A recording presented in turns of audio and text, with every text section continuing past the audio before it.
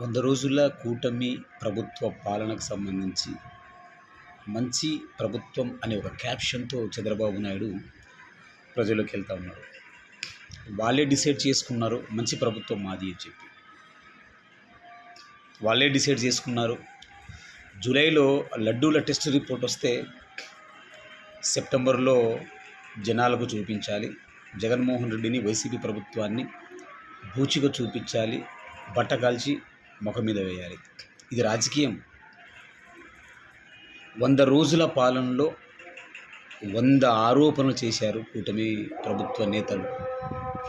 100 రోజుల పాలనలో వాళ్ళు చేయని దాడులు, అరాచకాలు అన్నీ ఇన్ని కావు. ఇక వైసీపీ పార్టీకి వస్తే మీరు బయటకు వచ్చి అప్పుడప్పుడు ఖండిస్తూ ఉన్నారు.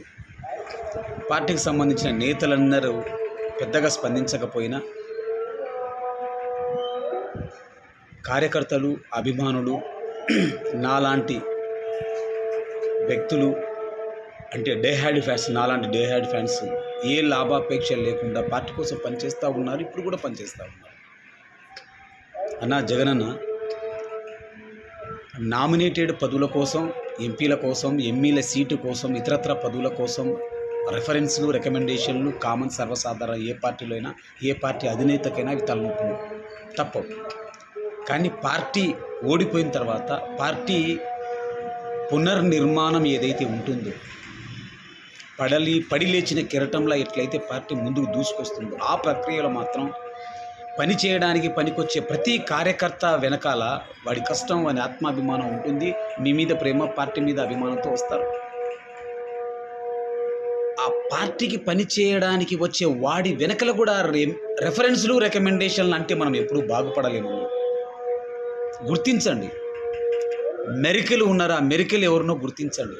ఏదో సెలబ్రిటీ హోదాలో ఒక వ్యక్తి వచ్చి ఏదో మాట్లాడితే ప్రజలందరూ హర్షిస్తారు అనే కాలాలు పోయాయన్న. ఇప్పుడు అవి లేవు. ఎవడు పట్టించుకోవడంలా. ఎందుకు పట్టించుకోవడంలా?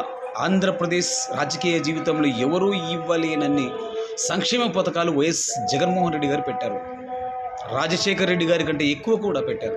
ఏం చేశారు జనాలు? కొద్దిసేపు ఆ ఈవీఎంలో 12% పెరిగినటువంటి ఓట్ బ్యాంకును మనం పక్కన పెట్టుకుందాం. దాని గురించి ఇప్పుడు చర్చ వద్దాం. ఏం చేశారు జనాలు? రాజకీయమే చేయాలన్నా.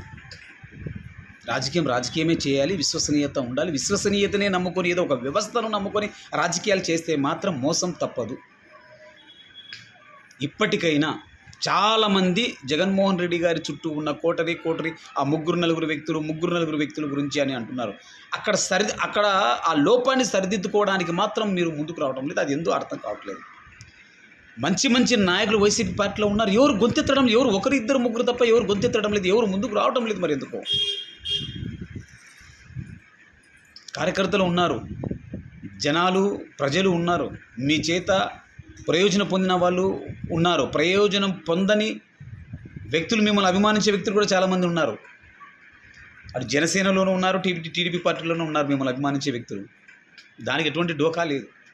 అలాగని మనం చేయాల్సిన పని మనం చేయకపోతే మాత్రం చాలా కష్టం అన్న. ఎందుకంటే చంద్రబాబు నాయుడు మీకు తెలుసు, వెంట్రుక వాసి దూరడానికి సంధించిన చంద్రబాబు నాయుడు నాశనం చేస్తాడనే విషయం మీకు తెలుసు. 100 రోజుల్లో చంద్రబాబు నాయుడు కనీసం 1000 టన్నుల ఆరోపణలు అంటే బురదను, మట్టిని హైడ్రా క్రేన్లతో, జేసీబీలతో ఎత్తి మీ మీద పోస్తూ ఉన్నారు జగన్మోహన్ రెడ్డి గారి మీద, పార్టీ మీద. మనం అవి తుడచడానికే మనకు లేదు. మన మూతి మనం కడుక్కోవడానికే లేదు మనకు. ఇంకా మనం ఎప్పుడు చంద్రబాబు నాయుడు మీద, కూటమి ప్రభుత్వం మీద, పార్టీల మీద మనం ఎప్పుడన్నా ఎత్తిపోసేది? దాదాపు 4 టీవీలు, 2 పత్రికలు, బలమైన సోషల్ మీడియా, అంతకంటే బలమైన అబద్ధం. అతను ఆడిన అబద్ధాన్ని నమ్మించడానికి 4-5 టీవీలు, 2 పత్రికలు ఉన్నాయి. మరి వాటిని ధీటుగా ఎదుర్కోకపోతే, వాళ్ళు చేసిన ఆరోపణ వెంటనే మనం ఖండించకపోతే, చిక్కటి చిరునవ్వు అని చెప్పి మనం చిరునవ్వు నవ్వితే అది అలాగే పోతుందన్న. చంద్రబాబు నాయుడు జగన్మోహన్ రెడ్డి పార్టీని ఒక టార్గెట్ బుక్లో రాసి పెట్టుకున్నాడు. ఒక రెడ్ బుక్ కాదు, ఆయన టార్గెట్ బుక్లో రాసి పెట్టుకున్నారు. ఇలా చూపించాలి, రాష్ట్ర ప్రజల ముందు ఇలా ప్రజెంటేషన్ చేయాలి అనే విషయంలో ఆయన సక్సెస్ చేసుకుంటూ వెళ్ళిపోతూ ఉన్నారు. దాన్ని మనం అడ్డుకట్టు వేయలేకపోతే మాత్రం భారీ మూల్యం చెల్లించక తప్పదు. ఇప్పటికైనా ఆలోచించండి. పార్టీకి పనిచేసే వాళ్ళని గుర్తించండి. దగ్గరే ఉండి వెన్నుపోటు పొడిచే వాళ్ళని దయచేసి ఒకసారి చూడండి. మీరు ఆలోచించండి, జాగ్రత్తలు తీసుకోండి.